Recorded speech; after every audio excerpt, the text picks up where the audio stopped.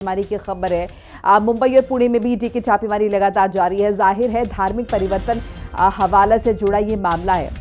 सुबह 5 बजे से छापेमारी की प्रक्रिया चल रही है। नवीन के खाते से भेजे गए थे 2 करोड़ रुपए। शहजाद नाम के शख्स के खाते में भेजे गए थे रुपए। शहजाद शेख के दोनों घरों में ईडी की छापेमारी हो रही है। बांद्रा के घर में मौजूद शहजाद शेख से पूछताछ की खबर बताई जा रही है। तो नवीन के खाते से 2 करोड़ रुपए जो भेजे गए थे, अब जिस शख्स को भेजे गए तो उस शख्स का जिक्र यहाँ पर हो रहा है। शहजाद नाम का ये शख्स था जिसके खाते में ये पैसे भेजे गए थे। अब क्या मंशा रही पैसे भेजने की और क्या कुछ इन्वॉल्वमेंट रहा है, ये तमाम तरीके के सवाल हैं और जिनके जवाब खोजे जा रहे हैं, क्योंकि 2 करोड़ रुपए का यहाँ पर अगर हम देखें लेन देन हुआ है, ट्रांजैक्शन हुआ है। और बलरामपुर से योगेंद्र त्रिपाठी जुड़ चुके हैं हमारे साथ। योगेंद्र, लगातार हम देख रहे हैं किस तरीके से अब यहाँ पर ईडी का रोल भी अब जो है वो देखने को मिल रहा है और कई ठिकानों में छापेमारी की खबर बताई जा रही है। उत्तर प्रदेश में भी कई इलाके बताए जा रहे हैं जहां पर ईडी लगातार नकेल कसे हुए हैं। क्या कुछ इन्फॉर्मेशन आपके पास? देखिए, आज सुबह 5 बजे से प्रवर्तन निदेशालय यानी कि ईडी ने बलरामपुर के 12 ठिकानों पर छापेमारी शुरू की है और यहाँ पर लगातार छापेमारी जारी है। कागजों की जांच पड़ताल की जा रही है। जो बाबा से जुड़े करीबी लोग थे उनसे जो है लगातार पूछताछ की जा रही है। ईडी लगातार उन तमाम कागजातों की जांच पड़ताल कर रही है कि जो विदेशी फंडिंग हुई थी छांगुर और जलालुद्दीन के नाम पर, वो कहां से हो रही थी, कैसे हो रही थी और वो धन कैसे आ रहा था और किस चीजों में, किन किन चीजों में खपाया जा रहा था और इसका इस्तेमाल धर्मांतरण जैसे कुकृत्य के लिए कैसे हो रहा था। तो इस चीज की पड़ताल करने के लिए खास साथ ही जो विदेशी फंडिंग हुई है मिडिल ईस्ट कंट्रीज से यानी कि गल्फ कंट्रीज से, वहां से पैसा इसके पास आता कैसे था, इसका मास्टरमाइंड कौन था और इसके पीछे पूरा किसका दिमाग लगा हुआ था कि ये पैसा आएगा कैसे और खपेगा कैसे और ये तमाम चीजें इसकी सुविधा अनुसार कैसे आगे बढ़ सकेंगी, इसी की जानकारी के लिए जो है प्रवर्तन निदेशालय आज बलरामपुर के 12 ठिकानों पर और मुंबई के 2 ठिकानों पर छापेमारी कर रहा है। और इसमें ये तमाम चीजें निकलकर सामने आ सकती हैं क्योंकि कई नाम सामने आ रहे हैं जहां पर छापेमारी की जा रही है। खासकर उतरौला बाजार में जो 5 जगह ऐसे हैं जहां पर छांगुर ने अपना या तो दुकान बनवाया था या तो जो है कुछ ऐसा खुलवाया था, प्रतिष्ठान खुलवाया था, वहां पर भी दुकानों को खोला गया है। और वहां पर आप विजुअल्स के सारे देख सकते हैं कि जो वहां पर ईडी छापेमारी कर रही है, वहां पर ईडी की गाड़ियां खड़ी हैं। फिलहाल जो है ईडी के अधिकारी अंदर कमरों में मौजूद हैं और वो तमाम तथ्यों की जांच पड़ताल कर रहे हैं और ये देखने की कोशिश कर रहे हैं कि ये तमाम जो लेन देन का मामला था, जो विदेशी फंडिंग का मामला था, वो कैसे चल रहा था और क्यों चल रहा था। जी बिल्कुल योगेंद्र, एक और चीज आपसे समझना ये भी चाहेंगे, देखिए क्योंकि जिस तरीके से लगातार हम देख रहे हैं जांच का दायरा जो है वो बढ़ रहा है। अब जैसे यहाँ पर जिक्र हुआ है शहजाद नाम के शख्स का, उसके खाते में 2 करोड़ रुपए भेजे गए, तो ऐसे एक के बाद अगर हम देखेंगे तो बहुत सारे ऐसे खाते निकलेंगे और लोग भी लगातार सामने आएंगे। इस बीच कुछ प्रॉपर्टीज का जिक्र आप कर रहे हैं, हमने देखा किस तरीके से यहाँ पर झांगुर की जो प्रॉपर्टी थी, जो उसकी कोठी थी, उस पर बुलडोजर कार्रवाई हुई है।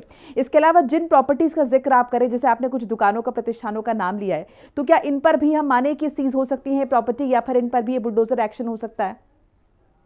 देखिए, छांगुर को उन तमाम तथ्यों को दिखाना होगा कि वो जो विदेशी फंडिंग आ रही थी, जो तमाम चीजें हो रही थी, वो कैसे हो रही थी। अगर वो हिसाब किताब नहीं दे पाएगा, जैसे शहजाद का नाम आ रहा है, इसी तरह से आसबी कलेक्शंस है, आसबी बुटीक है और इसी तरह से तमाम प्रतिष्ठान जो उसने खोले थे उतरौला शहर में या बलरामपुर में वो खोलना चाहता था या लखनऊ में, इस तरह से जो तमाम संस्थान या तमाम प्रतिष्ठान वो खोलना चाहता, वो पैसा कहाँ से आ रहा था, उसको कैसे खपाया जा रहा था और कैसे ये तमाम चीजें की जा रही थी। अगर इसका वो हिसाब किताब नहीं दे पाया या नहीं हो पाई इन तमाम चीजों में तथ्यात्मक चीजें, तो बेशर्तिया इसमें जो है कार्रवाई होगी और इसे भी सीज किया जा सकता है, इसके ऊपर भी कार्रवाई हो सकती है और तमाम चीजें हो सकती हैं। जी बिल्कुल योगेंद्र, सुबह 5 बजे से लगातार हम देख रहे हैं कि ईडी का एक्शन हो रहा है। क्या माने कब तक ये प्रक्रिया जो है पूरी हो जाएगी और ये भी समझे कि आने वाले दिनों में और इस तरीके की छापेमारी जो है वो ईडी द्वारा हो सकती है?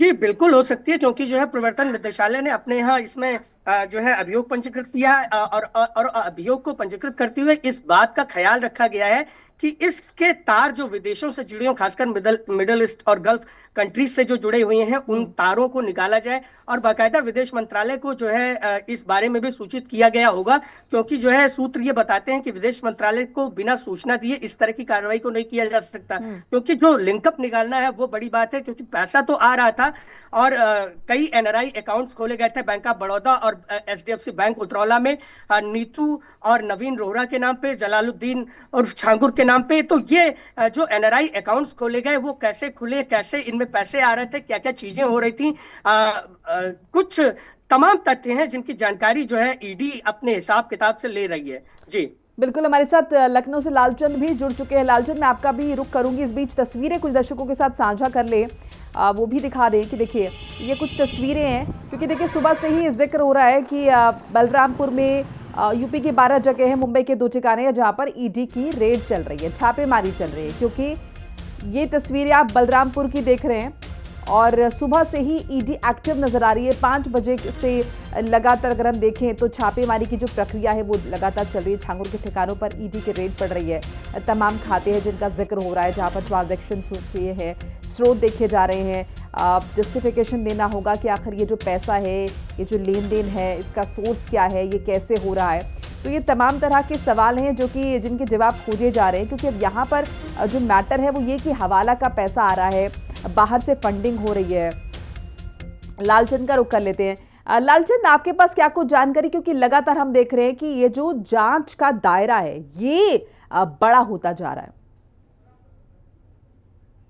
देखिए मोनिका, जिस तरीके से राष्ट्र विरोधी गतिविधियों में जलालुद्दीन और छांगुर बाबा, जो छांगुर था, ये एक बड़े स्तर पर अपना नेटवर्क फैला रखा था। सिर्फ उत्तर प्रदेश ही नहीं, उत्तर प्रदेश के साथ अन्य राज्यों, चाहे अब महाराष्ट्र की बात करें, चाहे हरियाणा की बात करें, चाहे अहमदाबाद की बात करें, और विदेशों में जिस तरीके से सऊदी से सबसे ज्यादा फंडिंग का मामला सामने आया है कि सऊदी में भी, क्योंकि लड़कियां, जो पीड़ित लड़कियां थी, उन्होंने साफ साफ कहा था कि उन्हें सऊदी की बात बार बार कही जा रही थी कि उन्हें सऊदी ले जाया जाएगा, उन्हें पाकिस्तान ले जाया जाएगा, उन्हें और विदेशों में ले जाया जाएगा, इस तरीके की बात कहती हुई दिखाई दी। छांगुर जिस तरीके से एक बड़ा नेटवर्क चला रहा था धर्मांतरण का, और सबसे बड़ी बात उन लड़कियों को इस्तेमाल कर रहा था जो गरीब लड़कियां थी, जो हिंदू लड़कियां थी, जिनके पास जो है रहने के ठिकाने नहीं थे, गरीब रहते थे। यह एक और भी लोगों का था जिसमें लालच देता था, जिसमें पैसे की फंडिंग कराता। तो एक धर्मांतरण का जो ये बड़ा खेल चल रहा था,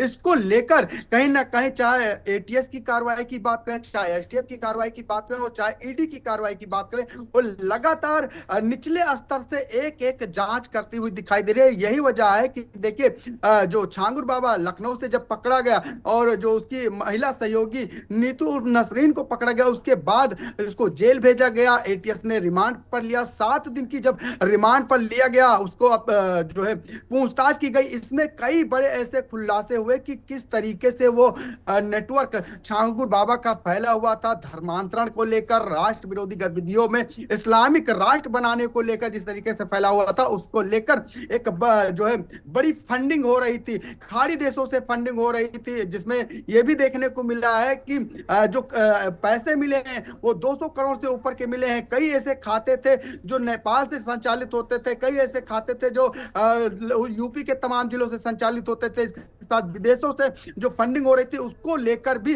जो बंदर बाट होता था, यह कहे कि जो पैसा दिया जाता था युवाओं को, जो मुस्लिम युवा हैं, उनको भी जो है टारगेट किया जा रहा था, उनको दिया जाता था।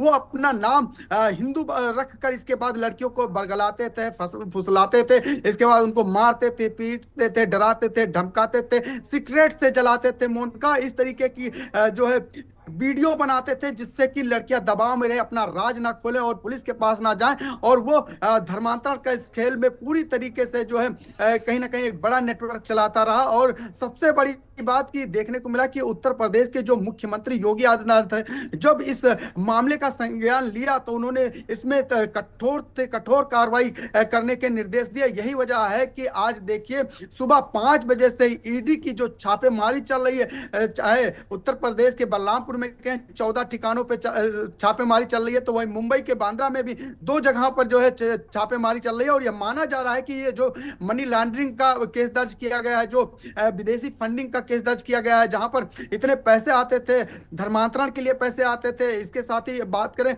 जो कहा जाए कि जो राष्ट्र विरोधी गतिविधियों में जो इस्लामिक राष्ट्र बनाने की बात कही जा रही थी, उसके लिए पैसे आते थे, उसको लेकर कहीं ना कहीं ईडी ने जो छापेमारी की है, इसमें तमाम जो सबूत मिले मिले हैं उसके आधार पर कार्रवाई कर रही है। और यह माना जा रहा है कि तमाम जो पैसों की फंडिंग हुई है, तमाम जो विदेशी खातों में इसके पैसे आए हैं, उन सभी की जांच की जाएगी और एक बड़ी कार्रवाई देखने को मिलेगी। लेकिन उत्तर प्रदेश के मुख्यमंत्री योगी आदित्यनाथ ने साफ कर दिया है कि इस गतिविधि में कोई भी शामिल होगा, चाहे वो आकाश में हो चाहे पाताल में, उसको ढूंढकर उसके खिलाफ कड़ी से कड़ी कार्रवाई की जाएगी। मोनिका, बहुत बहुत